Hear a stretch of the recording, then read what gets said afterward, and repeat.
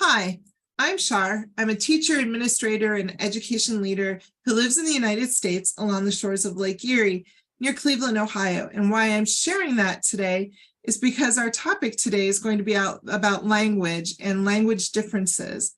So I'm going to introduce you to my friend and colleague, Laura. Laura, why don't you share a little bit about you and where you're from, because I think it's relevant for today's conversation. I'm from Cape Town, South Africa, and I've been involved in education for many years in one form or another. And I've seen a lot of evidence for how language can shape our perceptions, and especially with 11 official languages in South Africa, I think it's very, very important to me, especially to see how language shapes our perceptions and our groups and our cliques and our social interactions. So we're going to spend the next 30 minutes sharing what we want to show you at the intersection of ideas and experiences related to language. And because we realized that despite our different backgrounds, locations, and experiences, we have a lot of commonalities that we didn't expect. So we thought we might have some as well, and we'd like to share ours with you. Shar, you were talking about language and groups and inclusion. Would you like to elaborate on that? I would. First, I have to stop and think about what it would be like to live someplace where there are 11 official languages. I live someplace where there is one official language, but it's a large enough country that the one official language is influenced by where you live in the country and what is your cultural background. And what is the cultural background that is dominant in the region? Because I think so many of those words from other languages then get woven into the local language. But 11 languages. I had to think when you and I were having a conversation, Laura, and I was talking about pushing a stroller down the street and why pushing a stroller around the bumpy sidewalk was difficult. And it started to make me think, does Laura know what I'm referring to when I say stroller? Is stroller the term for the thing that you put a young child in that has wheels and an awning on it that you can shove them along a sidewalk with you when you go for a walk? Do you use stroller in any one of your 11 languages, or do you have a different term? Well, we don't use sidewalk. We use pavement for starters. And a stroller is a very different thing from a pram. So a baby goes into a pram. A stroller is something that you put a toddler into. So it's not, I don't know if there are different things where you are. So we would put a baby in a buggy and a slightly older child in a stroller. And if you're talking about pavement is something that covers the street or a parking lot. If you're out on the pavement, usually you'd be talking about being out in the street. So not a sidewalk, which is... No, it's a pavement, which is the thing on the sides of the roads that's paved, that's a little bit up. And we're laughing at these conversations, but I do think, it is something that it's a benefit of building connections and networks across regions of our country or across countries like you and I have been doing, because there are differences in languages and structure of language, but really just the word choice that you're using. And knowing those things helps you to convey the right kinds of impressions or messaging to people. We spend time in South Carolina, which is southern coastal Atlantic United States. And the accent there is very different from my accent. You could absolutely tell if I'm there that I am not from South Carolina just by the accent that I use when I speak the one official language of the United States.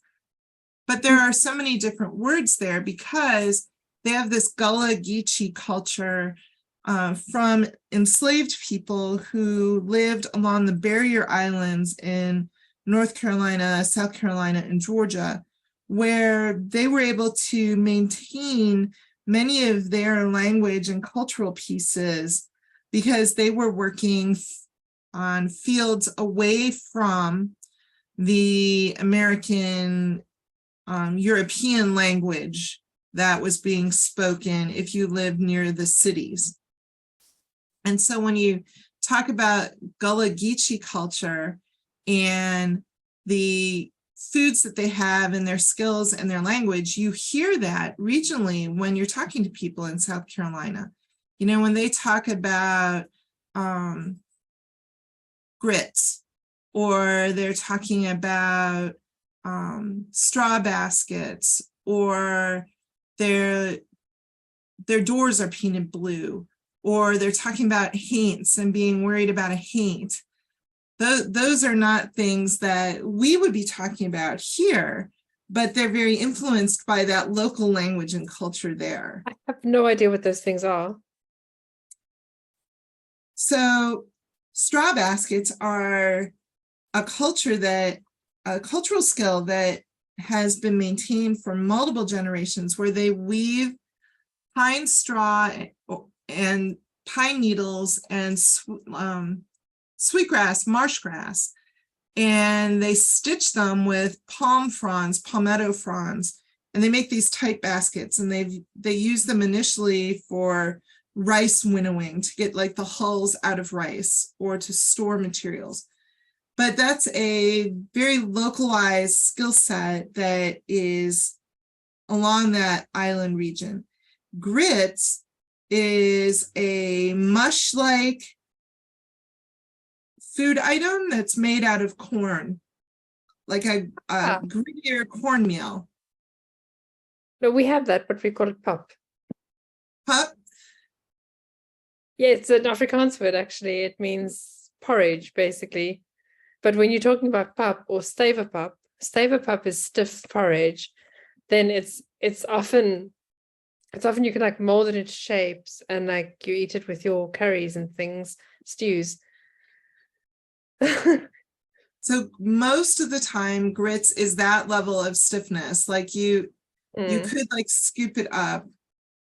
Creamier grits, it's possible to have creamier grits, and usually the grits are served with shrimp and some sort of spicy sausage and like a brown gravy or a spicy red gravy on it. That would be a pretty typical grits meal. Or you eat it for breakfast with butter and honey on it. Yes, it's actually a staple food here because it's really cheap. So a lot of people are raised on it. I remember my mom used to make it for breakfast because it's very nutritious as well. And it's usually fortified with things, and I hated it. Like I really hated it. So my mom used to serve it every morning, and I couldn't. Like she would serve us fruit and this porridge, and I absolutely thought it was the most revolting thing I'd ever tasted. But now, I prefer it with like, you know, like as a with a savory kind of bent to it. But right. I actually like it now. All right. So we're talking about breakfast foods, and you said that you didn't take a lunch break. So you call lunch. What do you call your meal at the end of the day? Well, we call it supper or dinner. Okay. We have been influenced quite a lot by Hollywood, I think. So because that's what we call it. We would call it like dinner. Some places supper is more common, but we call it dinner in our area. Okay, so we eat supper at night, but when we go out to eat an evening meal, then we go out to dinner. Well, I don't know why that is. We would never say that we go out for supper. No, neither would go out we. for dinner, for sure. Supper is not the common word in this region for that meal. It's kind of across the board. But like my friends will say to me, why don't you come over for supper? So we're talking about like how words can be like inclusive or exclusive.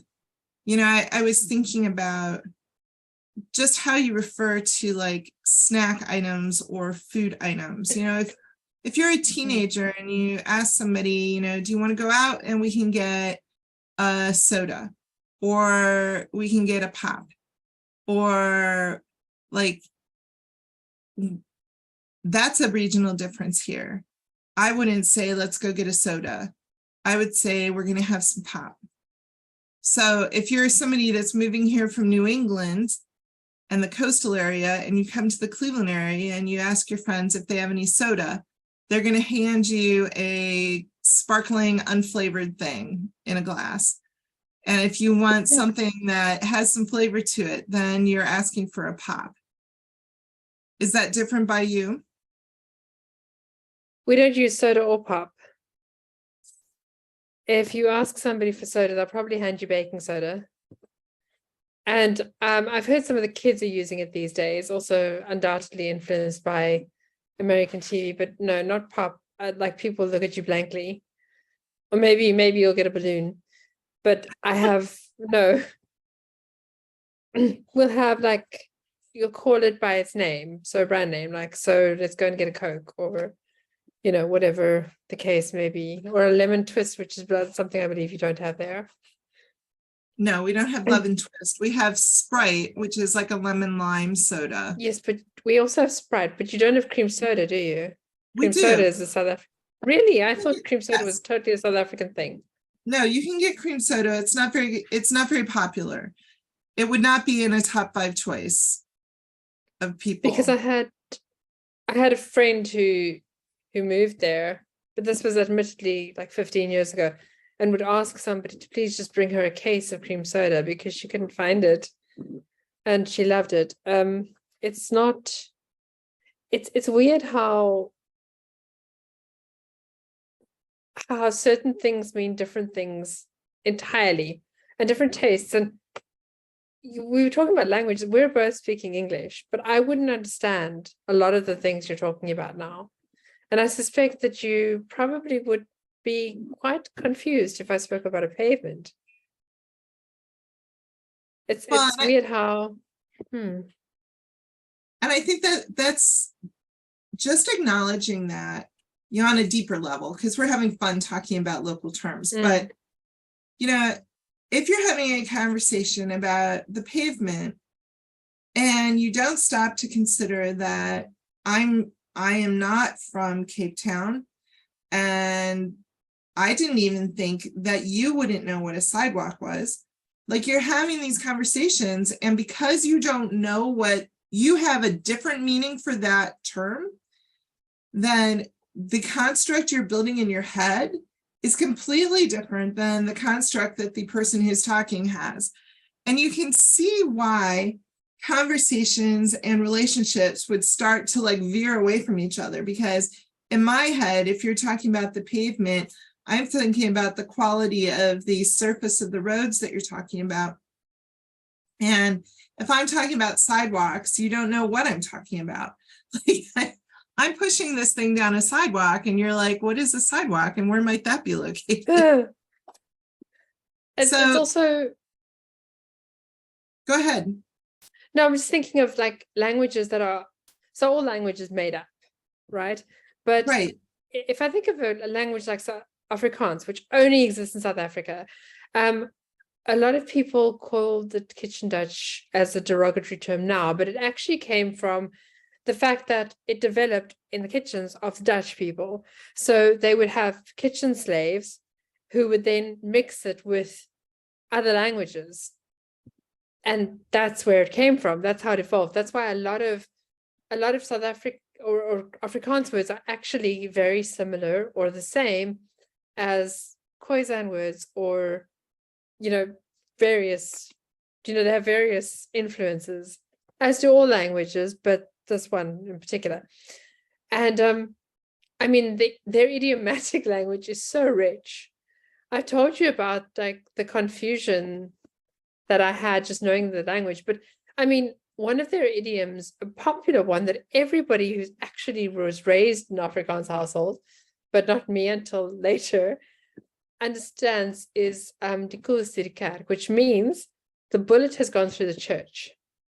Now, what on earth could that possibly mean? I mean, I know what it means, but do you have any idea what it means? No, It I means would what's have done is no done. idea at all in that idiomatic. Exactly. It means what's done is done. We we had a list that we were given in Afrikaans class in high school of 350 common idioms. So you can imagine the misunderstandings were rife. And so I was, even just generationally, I used some idiom with my niece, and she's been raised English and I was raised English, and she'd never heard it. She thought it was the funniest thing she'd ever heard. But I mean, if just the extent to which language is context bound is terrifying. It's a wonder we can communicate at all. Well, I'm laughing because I pulled up, I have this great book of idioms that I use when I work with younger children. So if you say something like, we really need to talk about the elephant in the room. It's like, if you don't understand what that idiom means and you're going with a concrete meaning of the elephant in the room, and not that there's this awkward topic that everybody is dancing around, which is an idiom in itself. I'm dancing around the topic. But if you don't understand that what an elephant in the room means and you're having that conversation with somebody, it's like, well, we need to address the elephant in the room. It's like, there's no elephant in this room. There are no bats in the belfry. Your ducks are not in a row. There's like, oh my. And then a lot of humor is also tied to those, right? You said ducks in a row, and I was like, somebody said the other day, I'm pretty sure one of my ducks is a pigeon. I mean, can you imagine how confusing that would be? Somebody who doesn't know ducks in a row is a thing. No, they wouldn't be able to understand that. And I think that the idioms are so embedded in our conversation that beyond having words for different things, when you layer idioms on top of it, like how difficult it would be to feel like you're a part of that conversation, or to even like grasp meaning from the conversation.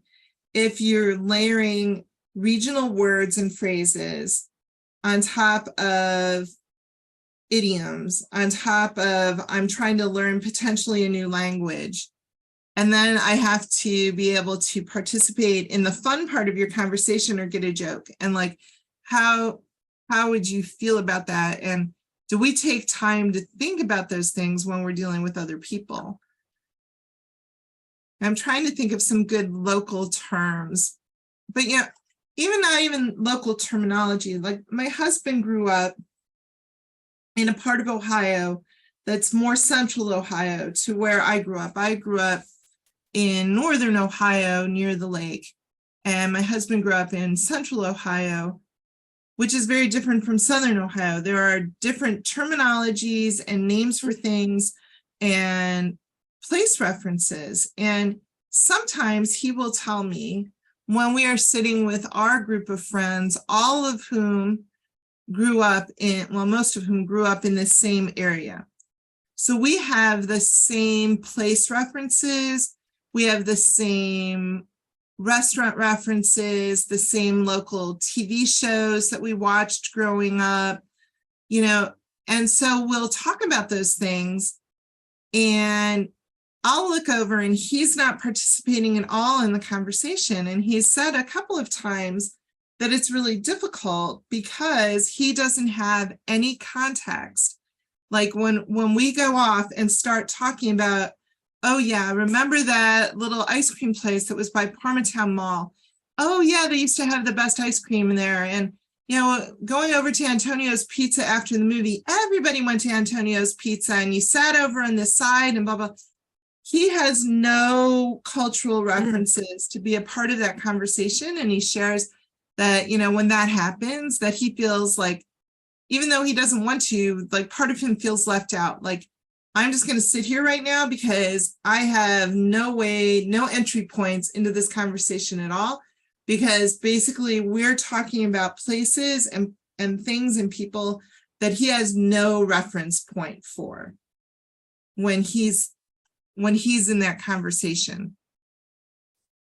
So it's very different from him. And he grew up in an area where the closest mall was a 45-minute drive away, not a 5-minute bus ride, or, life wasn't centered around the mall. That was the place to go. So for him, that's very exclusionary when we start talking about that. And I try to be mindful of that now. When the conversations go in that direction and he's with us, I try and move them back out of that conversational path, because I'm more mindful of the fact that he feels left out when we do that.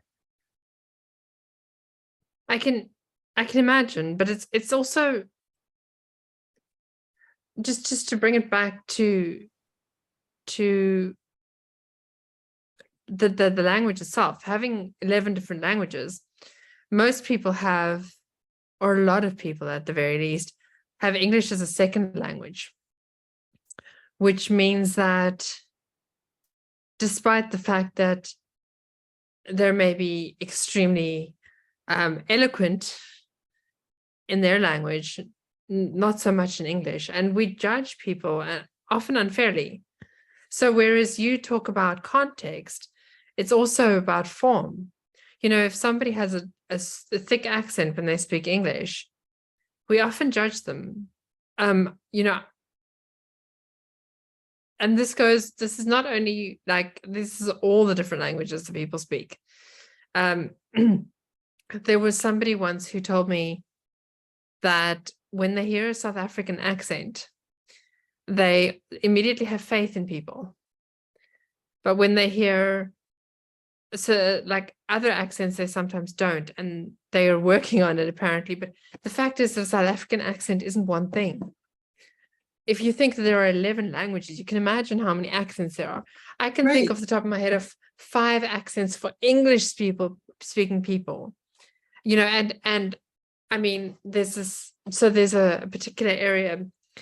It's like a city that has a completely unique accent that everybody doesn't live in that city makes fun of. But people talk about your accent, and but I don't have an accent. You have an accent, and so it's just, even though we all speak English, just like you and I, we have different terms. And then, not to mention that we then have another language, which isn't an official language. It's a mishmash of all of them. It's I've heard it called Funagalo, but it's basically a mashup of all the different languages. Like you pick and choose the best words from all the different languages and then use them. Exactly. There are also words that just don't exist in other languages. Like there's a word in Afrikaans that it kind of means pervasive, but more than that. But there isn't a word for it in English.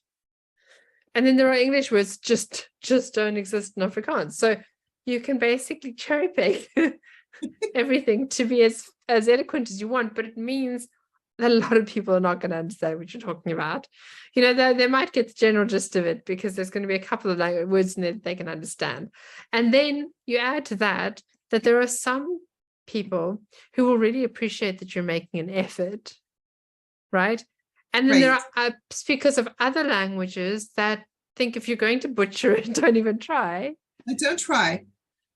Yeah, I think going back to what you said about judging people on accents. I mean, in the United States, the accent that I have, and I'm sure I sound like I have an accent to you because you sound like you have an accent to me. So I know that we don't speak the same, at least English with the same accent. But the accent that I have is the dominant preferred accent. It's the accent that you hear on national news.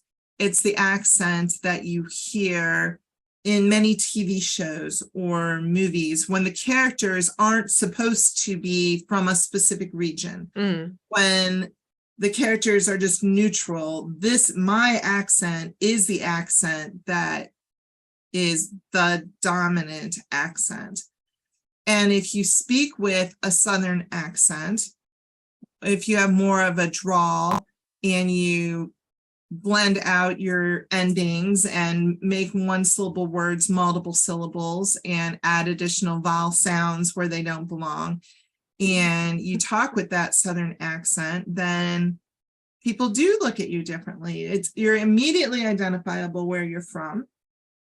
And if you have a heavy Southern accent, it's difficult to understand you. People who have really heavy Southern drawls in English are difficult to understand, to the point where sometimes on a TV show, they will actually put the like translation of it on the screen. Like, if you've not understood that, here is what they're saying. So those regional accents do have a label that goes along with them. I mean, even in Ohio, I can tell the difference between somebody who lives here in the Cleveland area and somebody who is from Southern Ohio. You can hear a difference in their voice and in their accents. And so there is that judging, and that the idea that you would need to practice your English so that you sounded a certain way. You know, that's a huge DEI topic. You know, do you have to have the right accent and the right pronunciation in order to be taken seriously or to move up in a company? Or can you be successful and have a Southern accent or a street accent, you know, where maybe you speak your language patterns are viewed as not this. So if your language pattern is viewed as not the top language pattern, like, should you have to change that just to be successful someplace or just to fit in with the group? Is it okay to tease people because they have a Southern accent? There's all sorts of derogatory terms for people who have Southern accents in the United States. You're a hick, or you're a hillbilly, or you're a redneck, or none of those things are positive. Like, no, I know that. None of that is positive. So, you know, I think that's a challenge too, because when you have 11 languages, I'm sure there's a sorting depending on what language you speak. And then within the language, how you speak that language is another level of fitting in. I often get told that by somebody that they can't place my accent. Where am I from? Especially in a different, if I'm even in Cape Town, I get asked where I'm from, and I'm like, I have no idea what they're talking about, because to me, I just sound like, you know, my family. The interesting thing is you were talking about Southern accent, and I was once in my teens, I was watching and this is embarrassing for me to admit, knowing that I'm in DEI now, but in my teens, I was watching a talk show, an American talk show, and they were talking about stereotypes, and they had asked three members of like a home audience to come in, because they had said that they can tell you a lot about a person just by looking at them. No, it was 4, 2 men and two women, young people, and they came in, and they were all, you know, white and blonde, and they had Southern accents, and they brought out like a lady in a headscarf, for example, and they made certain assumptions about her, and then there was a lady with blue hair and so on, and they made all these assumptions, and they then brought the people out to tell them, you know, to describe themselves, to, you know, to compare, and these people were so wrong. And I had congratulated myself because I hadn't made the same assumptions that they had about these people. But then I realized, it hit me, that I had made assumptions about them. Because they had the Southern accents, and they were all white and blonde, and I I realized that I hadn't made the assumptions that they had, but I'd made assumptions about them. And they did prove themselves to be quite narrow-minded, but I had assumed this before they even said anything.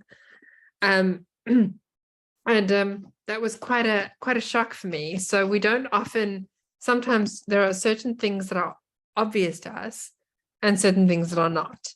There's certain biases we look for, and some that we're just like totally, that we don't even notice that we have. I mean, I have one of the younger people who works with me has quite a strong accent. English is not her first language. And we did performance management, and where you get peer reviews basically. And somebody had said she needs to improve her English. And the truth is her English is fine. It's her accent that's really not, that identifies her as a second language speaker. And which sometimes makes it difficult to understand as well, as you were saying. But should she need to speak English to fit in?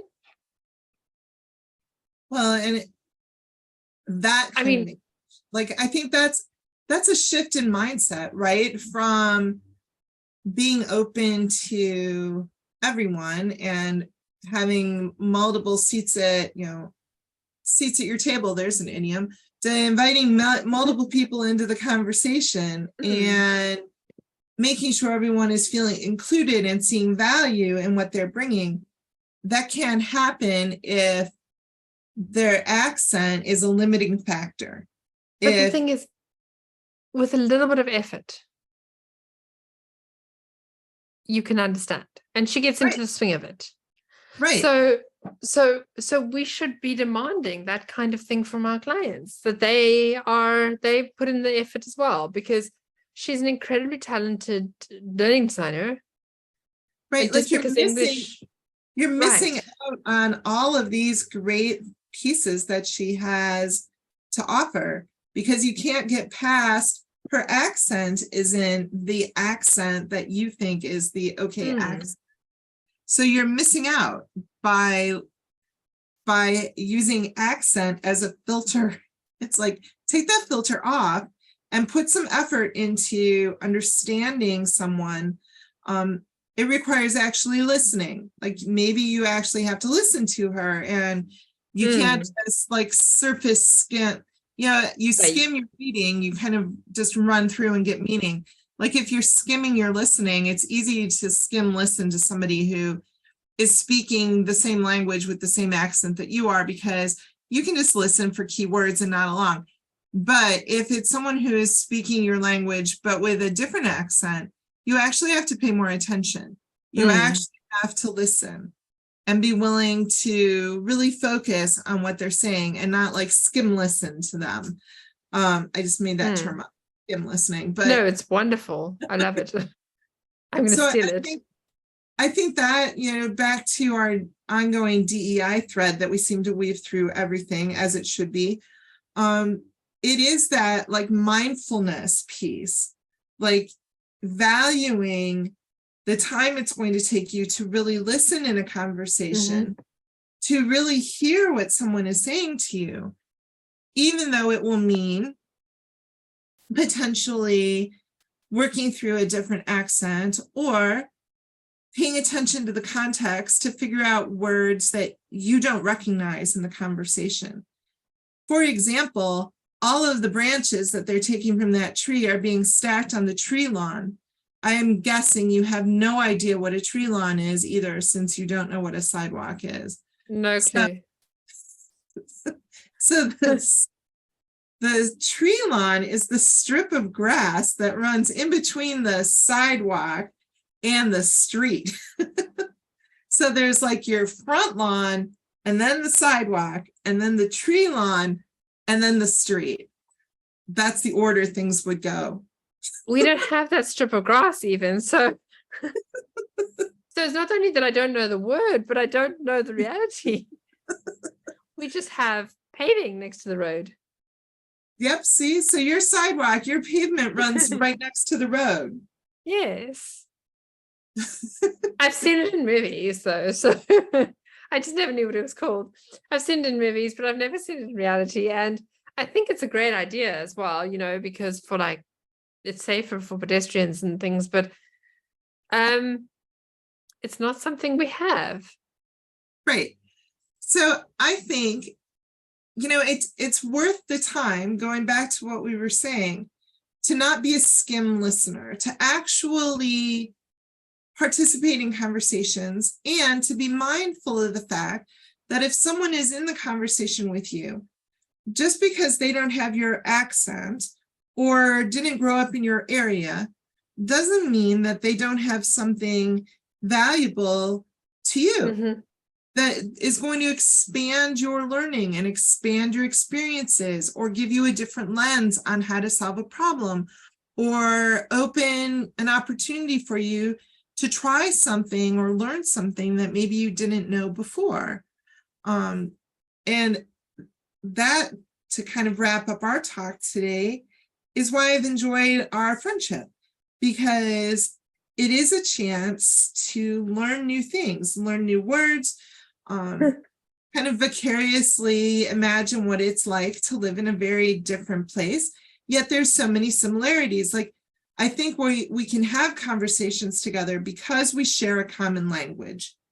And it's not completely common, but we do have a common language. If your primary language was Afrikaner, you and I could not have rich conversations together. We could have very surface level conversations because I could probably understand a few of your words, and I have Chat GPT open, so I could probably dump in what I wanted to say and get some response back that would make some sense. In fact, like that would be an interesting use of Chat GPT as kind of a entry point to conversations for you, beyond just a translate, something that could actually give you background context to help you be more engaged in a conversation. But I think it's been interesting today sharing our not so common language and how it makes us feel included or not. And yeah, how we can exclude ourselves because we don't understand. I like that idea that we could actually exclude ourselves. like we Sorry. No, it was probably not a good time to raise it. No, and I think, you know, we like to say at the end of each of our conversations that, you know, we have different backgrounds and we find a lot of commonalities, and we're hoping that you saw something differently today, and it's an opportunity for you to share what you see with others. It's like, maybe that's a great reflection point to take away. Like, how often have we excluded ourselves from a conversation because we didn't understand the context, or weren't comfortable with the accent, or didn't feel that we had something to bring to the conversation, when instead maybe we could look at that as an opportunity to jump into that conversation and ask questions about things we don't understand, or share our own experiences or a different perspective. Like, I like that you shared that at the end, Laura. Thank you for that.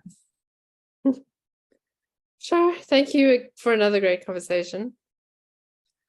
And Well, I hope it sparks some more conversations.